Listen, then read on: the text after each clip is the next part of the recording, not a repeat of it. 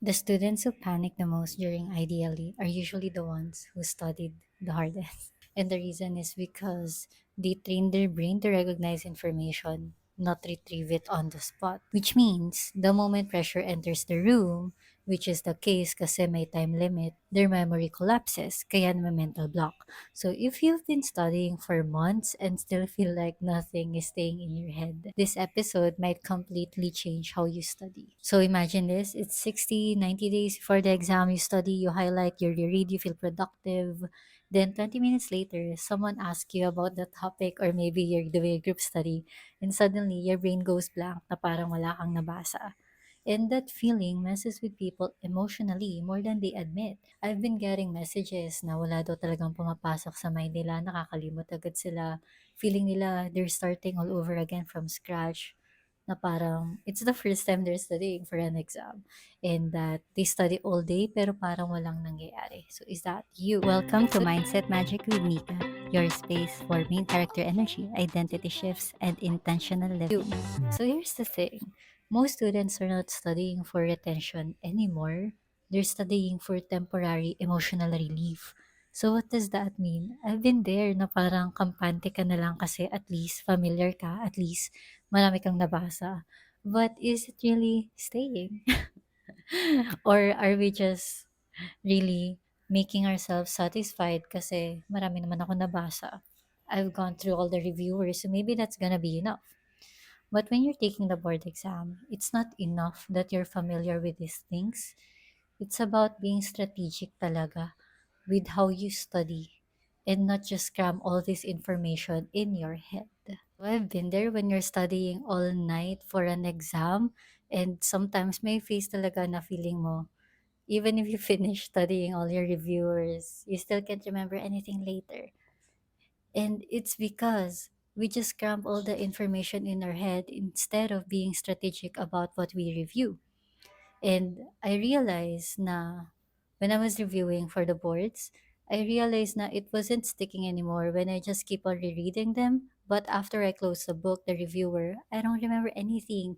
And when it's time to do the Quizlets, tas hindi lahat masagutan ko, that's how I knew na okay, there has to be a different way to do this to make sure na I make the most out of the remaining time that I have for my review. So when we are studying, it's so easy to get caught up na, okay, I'm busy studying this for hours and hours, and you feel like that's already confidence boosting you.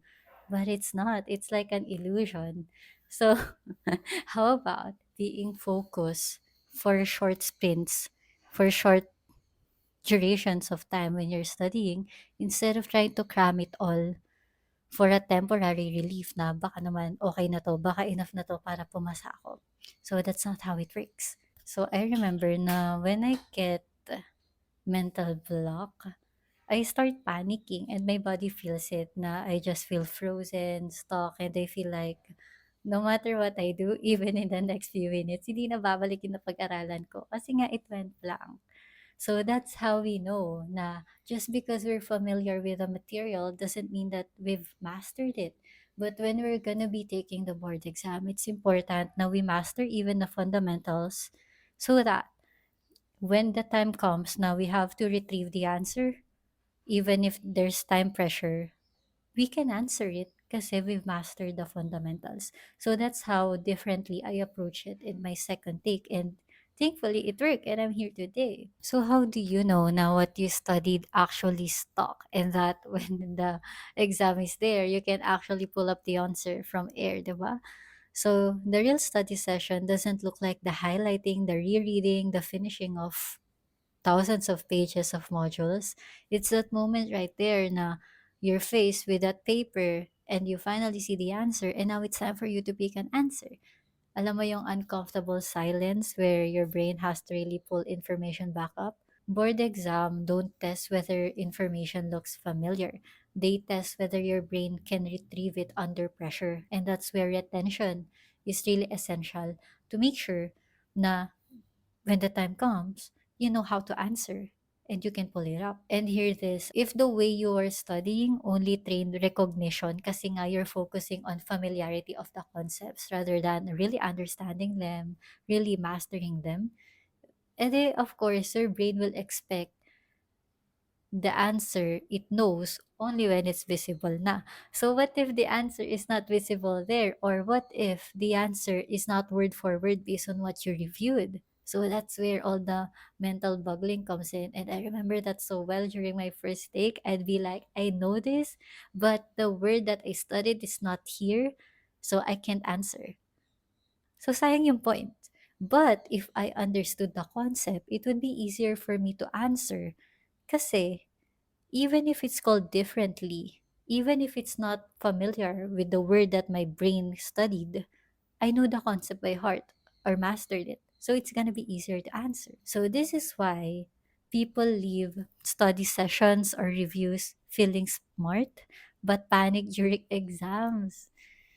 Kasi we just memorize word for word for familiarity and not mastery. So I'm gonna call this out because I know what it's like to be a student and accidentally train dependence. What do I mean by that? Imagine always needing your notes open, always needing answer to be visible, and there's this fear of testing ourselves.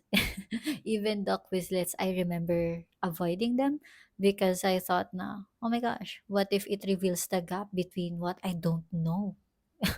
And there's a lot that I don't know versus things that I know if I don't get it right. It's because recognition feels safe. That's why it's easier to just memorize and familiarize versus test ourselves and let ourselves retrieve. So that's why most people avoid the very thing that would improve their memory, even though it's going to be helpful talaga to take those mock exams to really test ourselves and quiz ourselves versus just cram all the reading of the modules, try to complete them all. And here's how you know na your study method is failing you.